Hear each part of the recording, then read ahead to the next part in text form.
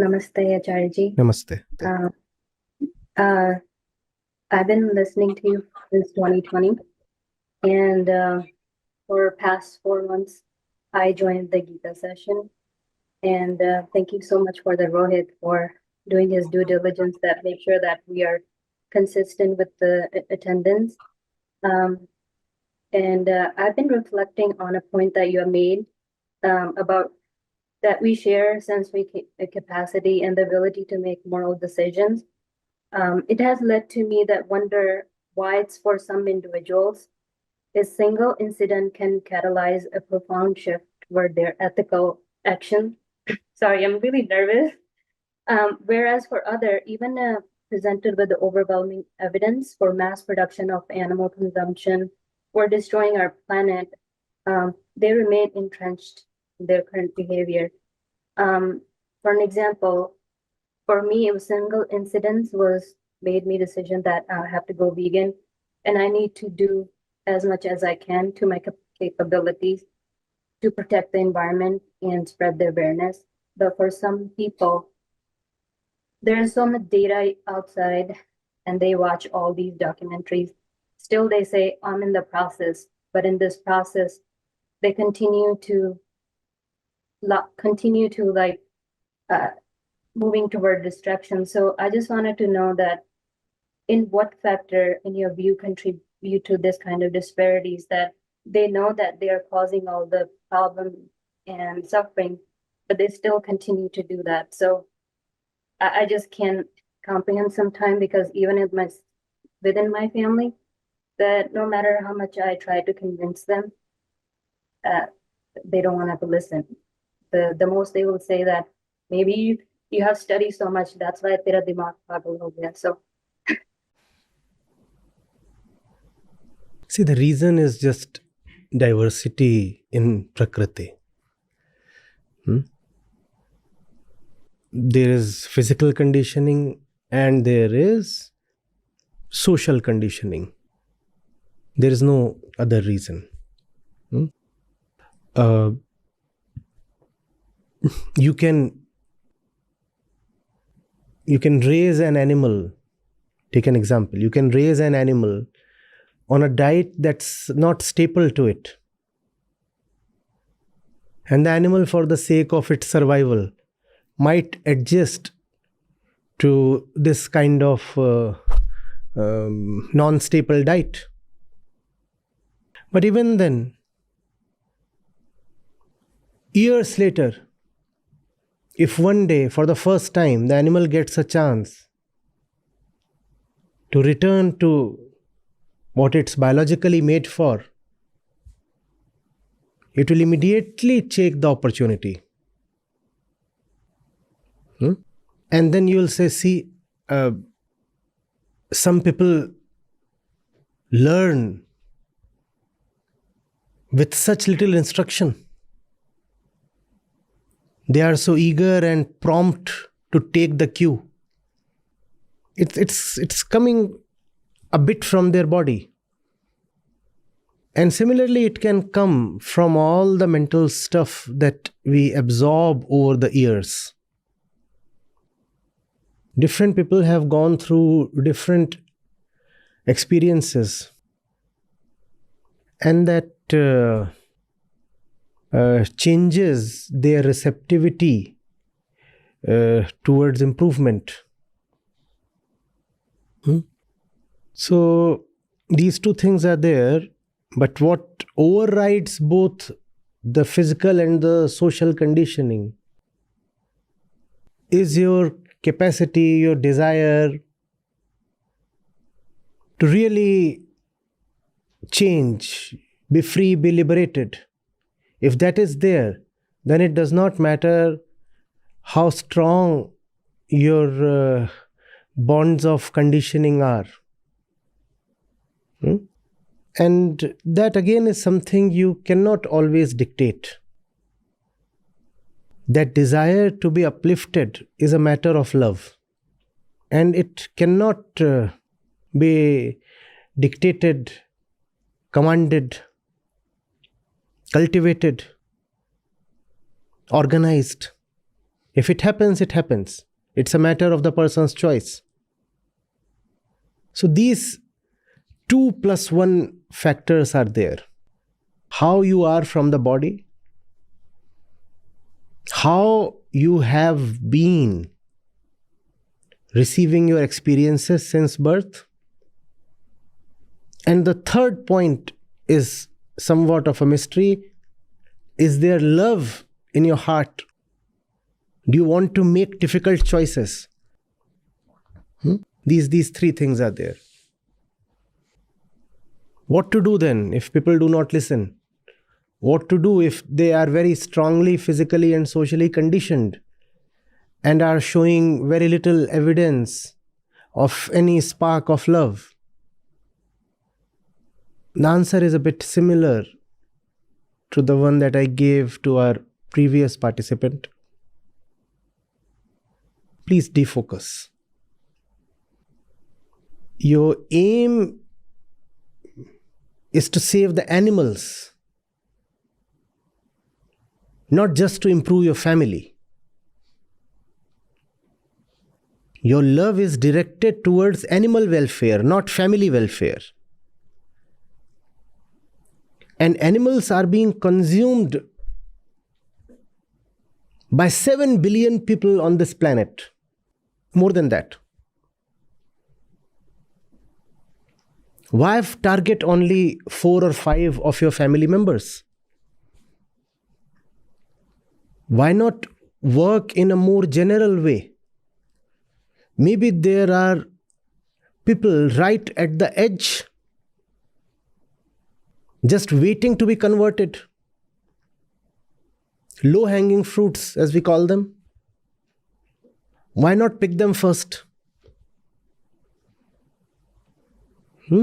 As they say, what's the point flogging a dead horse? There are people who might not listen to you their entire life, even if you break your head against them. And a fraction of that energy, if invested on the right candidate, would have yielded far better results. We want to save animals. We don't want to just save a few of our family members from wrongdoing.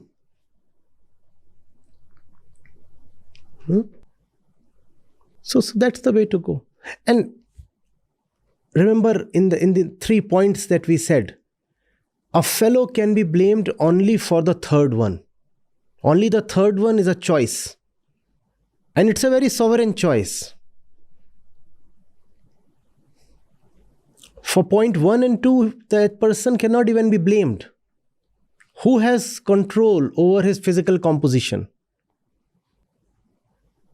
You cannot turn a lion vegetarian. I'm not saying you cannot turn a human being vegetarian. But just to make a point.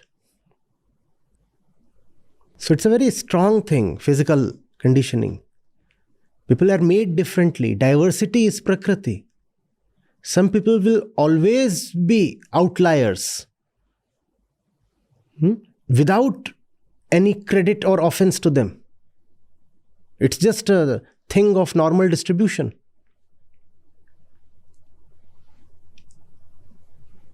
Yeah. So my question along the line was, it was not more so for just the family member.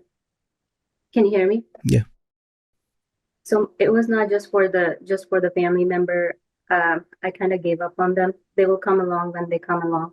It was more for, so since I became vegan, I started the animal rights movement in New York City. So we do a lot of campaigning, and Christspiracy was also was showed in local theater, and I saw you too. I was so excited to see you. So after that, we conducted a little survey among the people that why people wanted to, the facts are out there, but they just completely wanted to deny it. They are afraid to see the facts, and at the same time, they're just in the process. So that was more towards like the overall general population, that they know whatever they are doing, it's wrong, but they still wanted to continue. But for some people, it's easy to see the fact. Just for me, like I saw, so I was not vegetarian. I used to consume chicken occasionally. And when I adopted a cat, the question came to me that how can I love my cat, but at the same time I'm consuming a chicken or a fish? So that decision, like overnight, that I completely make a decision that to go vegan. But for some reason, for other people, it's not easy. Even they went to the theater, they saw the movie and they saw the history, but still it's difficult for them. So No, when you say other people, the other people are an entire spectrum.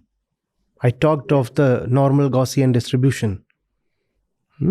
Catch those who are relatively more ready currently. Start there. What else can be done? You see, if we reach out to so many million people, in fact, billion, and then this conversation becomes possible. Filter after filter after filter ultimately yields a handful who are ready. And that's the nature of this process.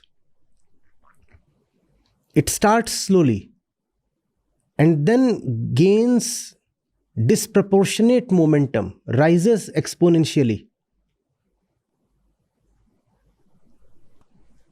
The first few wins are always extraordinarily difficult. And then you do not even realize when the tide has turned your way. It happens. The point is to just keep working without letting sentiments impede your energy. You have to be very logical in this. Emotionality and logic do not go together, but compassion needs a lot of logic. When you are compassionate, then you will be brutally logical. And you will say it's about saving animals and let me see what is the best way to save them. If this fellow doesn't want to listen, I'll speak to somebody else. I'll look at the data, I'll analyze it, and I'll figure out the segment that's going to be more receptive. I'll approach them. I'll do all my maths. And I'll be very scientific in the way I need to approach them. We do that every day. We know how tough it is. I'm not trivializing your problem. I understand.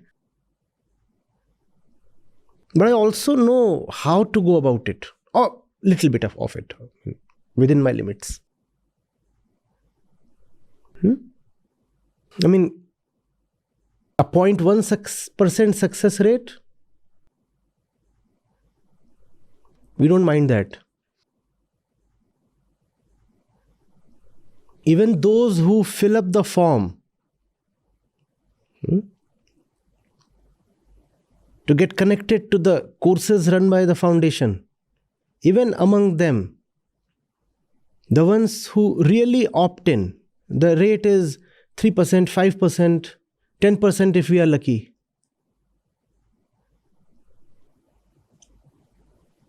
And we know it's going to be that way. That's the rule of the game.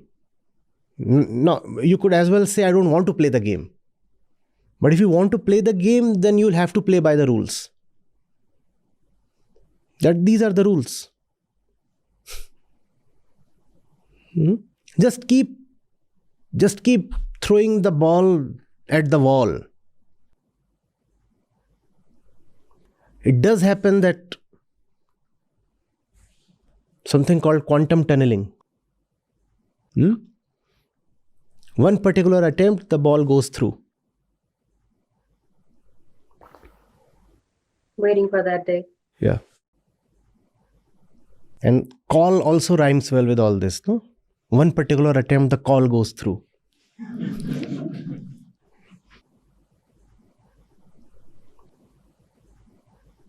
Just keep trying. There is no other way. You cannot not try. You have to just keep trying. There is no other way. Use all your resources, all your mental acumen, all your education, all your logical ability. Press it to the service of the right cause. We have no space for disappointment. Disappointment is an energy dissipator, and you will have massive reasons to be disappointed. It's very important to not to let that disappointment consume your energy.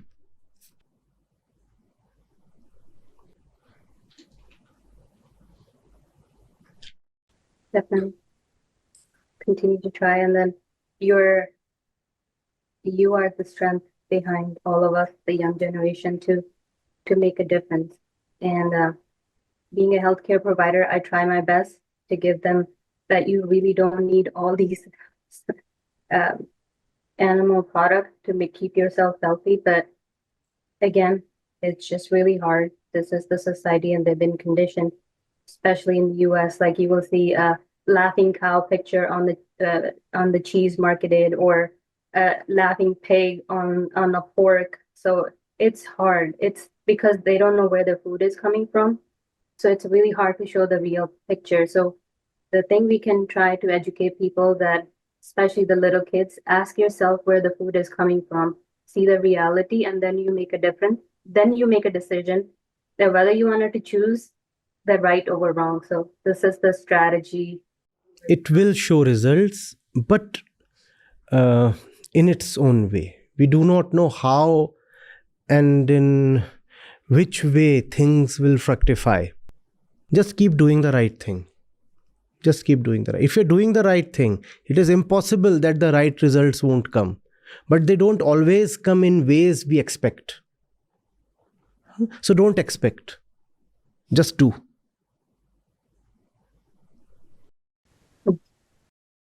Continue to fight. I'm glad.